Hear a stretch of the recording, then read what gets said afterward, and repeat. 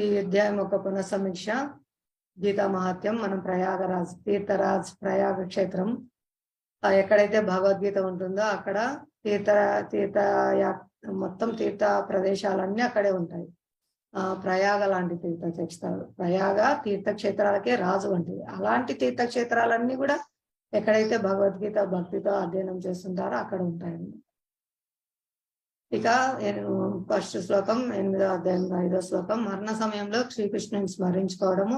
ఆ విధంగా ఏదైతే స్మరించుకుంటూ ఉంటారో, నన్ను స్మరిస్తే నా ధామాన్ని పొందుతారు, నన్నే పొందుతారు అని భగవంతుడు మనకు ఆశ్వాసం ఇస్తున్నారు. అలాగే మరణ సమయంలో దేన్ని గుర్తుంచుకుంటామో అది పొందుతాం. ఎంఎం వాకి స్మరణ భావం.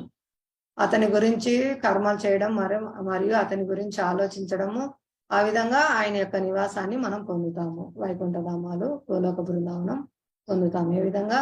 ఆయన కోసమే కర్మలు చేయడము, ఆయన గురించి ఆలోచించడం ద్వారా. ఎవరు? కృష్ణుని గురించి. ఇంకా ఈ భౌతిక జగత్తంతా తాత్కాలిక వ్యక్తీకరణలు, దుఃఖాలయాలు. 4 తాపాలు ఏంటండి? జన్మ, మృత్యు, జరా, వ్యాధులు ప్రతి ఒక్కరిని పీడిస్తున్నాయి. ప్రధానమంత్రిని పీడిస్తాయి, పూరి గుడిసెలో ఉండేవాడిని పీడిస్తాయి.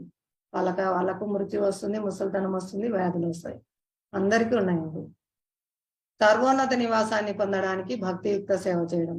ఎక్కడండి సర్వోన్నత నివాసము? ఆధ్యాత్మిక జగత్తులో ఉంది. భౌతిక జగత్ అంతా దుఃఖాలయం. కొని ఉంటాలే, దుఃఖాలయం సర్దుకుంటా అంటే ఉండడానికి లేదు, ఆ శాశ్వతం ఈడ్చిపడేస్తాడు యమదూతలు వచ్చి. అంటే మరణం వస్తుందని, ఉండడానికి లేదు. కాబట్టి మనం సర్వోన్నత నివాసం, మన నివాసం వదిలిపెట్టి వచ్చాం. కాబట్టి మళ్ళీ మనం తిరిగి మన నివాసాన్ని పొందడానికి సులభంగా మనం కృష్ణ భక్తి చేయడం ద్వారా మనం భగవంతుని పొందుతాం అన్నమాట. ఇక్కడ భక్తియుక్త సేవలు 9 విధ పద్ధతులు ఇచ్చారు. శ్రవణం, కీర్తనం, స్మరణం, విష్ణు పాద సేవనం ఇవన్నీ కూడా. కాబట్టి మనం 9 విధ భక్తి మార్గాల ద్వారా మనం భగవంతుని సులభంగా ఈ కలియుగంలో హరినామ సంకీర్తనం చేయడం ద్వారా పొందవచ్చండి. ప్రతి రోజు మీరు హరినామ సంకీర్తనం చేస్తున్నారా? ప్రయత్నం చేయండి. ఇంట్లో అందరూ కలిసి కీర్తన చేయడము, జపం చేయడము.